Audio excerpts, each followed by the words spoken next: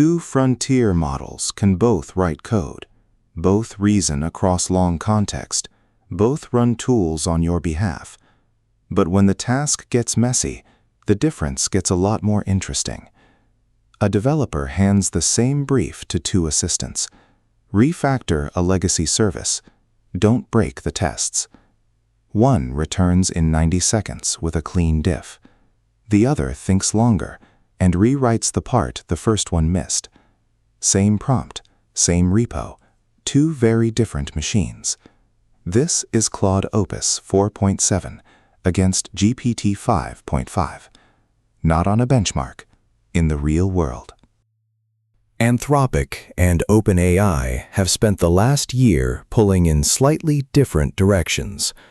Claude Opus 4.7 is the current Anthropic flagship.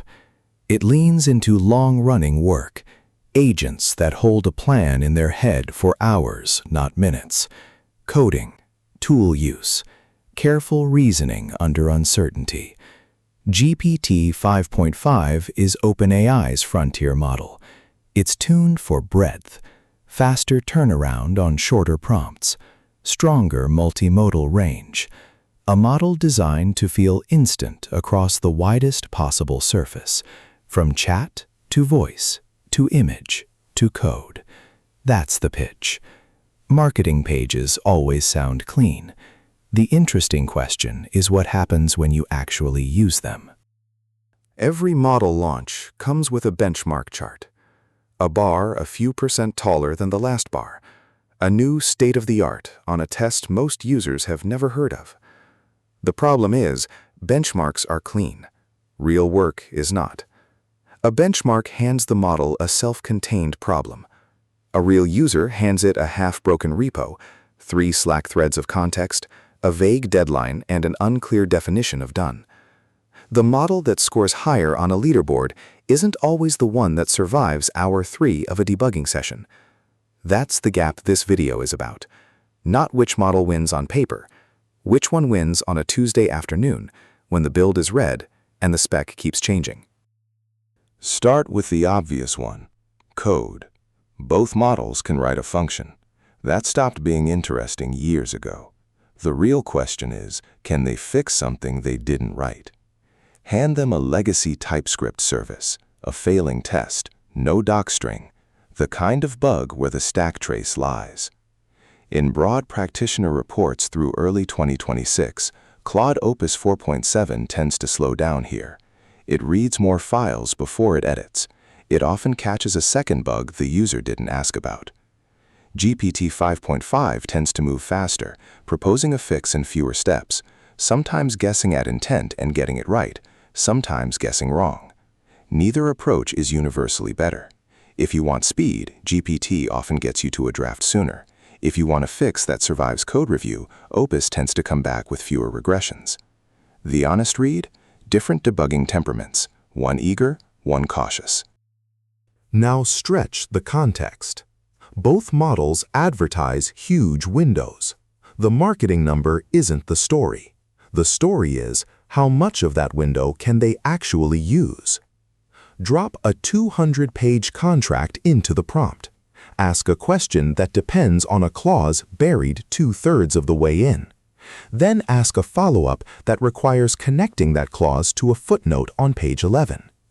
This is where Opus tends to shine. The model holds threads of reasoning across a long document with noticeably fewer dropped details. GPT 5.5 answers fast and confidently, but in messy real-world documents, it's more likely to confidently miss a constraint that lived in the middle of the file. Again, not a benchmark claim, a pattern users keep reporting. If your work is research, contracts, long code bases, dense PDFs, the difference compounds. This is where frontier models stop feeling like chatbots.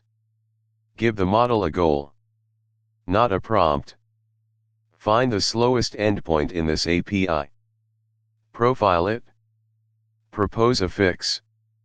Open a pull request. Now the model has to plan. Call tools.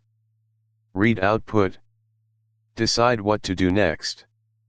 Recover when something fails. Anthropic has spent the last 18 months optimizing Claude for exactly this loop. Opus 4.7 is, by design, an agentic model. It tends to make fewer wasted tool calls, recover more gracefully from a failed step, and hold the plan together across long sessions.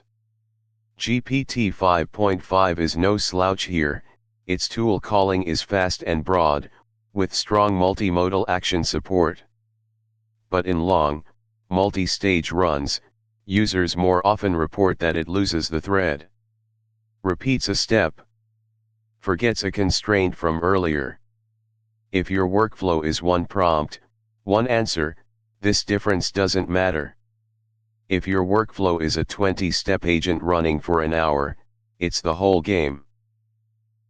Here's the unfair trade-off nobody likes to talk about. Depth costs time. Speed costs nuance. Every frontier lab is trying to hide this curve, and none of them have flattened it.